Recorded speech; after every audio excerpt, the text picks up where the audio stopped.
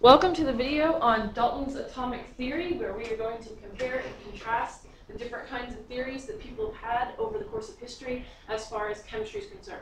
Chemistry is actually a very young science, especially relative to biology and physics. People have been knowing a lot of things about biology for a long time, and physics, we've known about that for a really long time. So some of the stuff you've learned in biology class about organ systems, for example, have been known for centuries. The problem with chemistry is you can't see any of it. So you have little tiny atoms, little tiny molecules, and the only way you know that they're there is through indirect evidence. And so it took people a long time to figure out what matter is actually made of.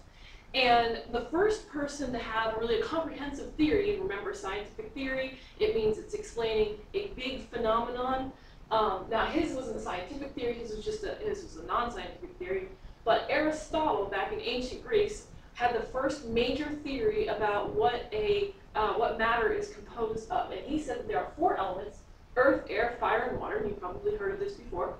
And he said that all matter, any type of object, is made of a combination of those four elements. So for example, a piece of wood would be a combination of earth and fire. He said earth because it's solid, and fire because it can catch on fire. And he thought the fire somehow came from within the wood. And we now know this is not true. In fact, none of these things are actually on our periodic table of elements. And water is a compound, fire is not even matter, it's energy, even part of physics.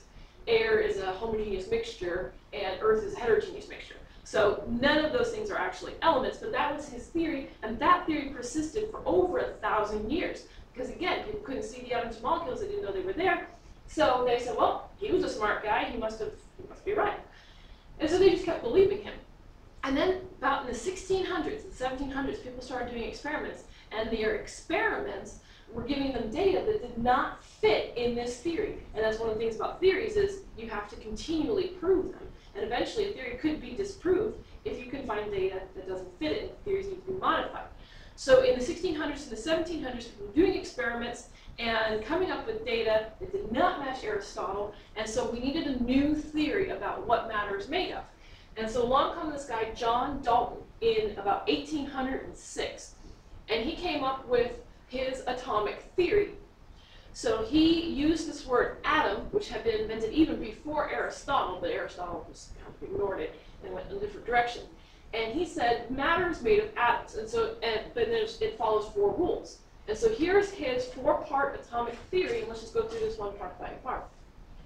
First, he said that all elements are composed of tiny, indivisible particles called atoms. So they had known about elements for a while. They had known about things like iron and gold and even oxygen by that point. But he said the way to get an element is through atoms. And these atoms are tiny, so small you can't see them, which is why we had a hard time finding them, and indivisible. Now please note, this word is indivisible, not invisible. Yes, they are invisible, but he's saying indivisible, meaning they can't be divided. So his basic idea was that an atom is basically like a marble. It's solid, it can't be broken, there's nothing smaller than an atom, and all matter is just a whole bunch of atoms put together. Second part of his theory, atoms of the same element are identical. So if this is an atom of iron, then all atoms of iron are going to look exactly like that.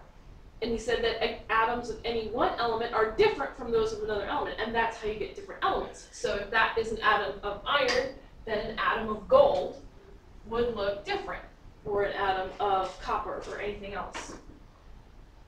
His third part said that atoms of different elements can physically mix together, meaning I could take some iron and I can take some gold and I can grind them up and mix them together. Or they can chemically combine with one another, because people have been doing chemical reactions, especially in the 1700s.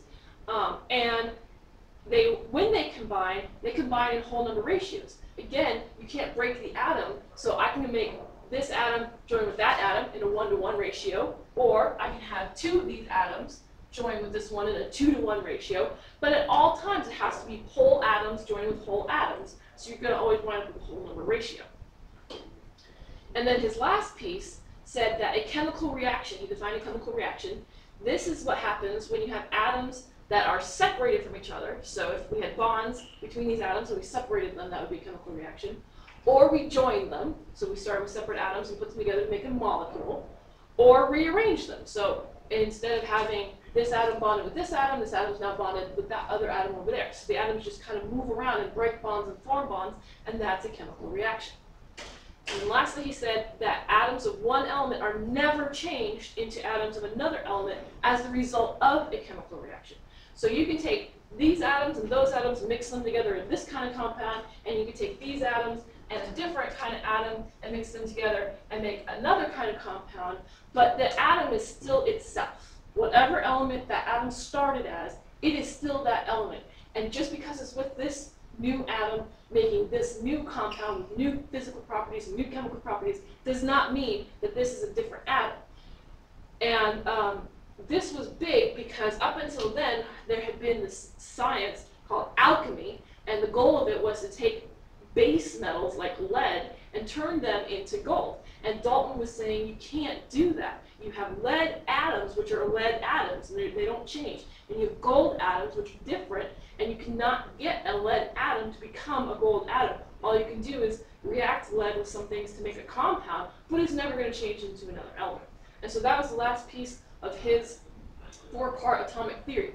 Now again, this is a theory, and people have done experiments to test out these parts of the theory and prove them or disprove them, and actually by the end of this unit we're going to go back to his theory and we're going to evaluate it and decide how much was correct and how much needs to be modified, because this was written in the early 1800s and it's been 200 years and we've learned some more things about matter and atoms and molecules. And so we're going to go back to this, make sure you have this written down, and we are going to evaluate this and see if how much of it still stands. Thank you.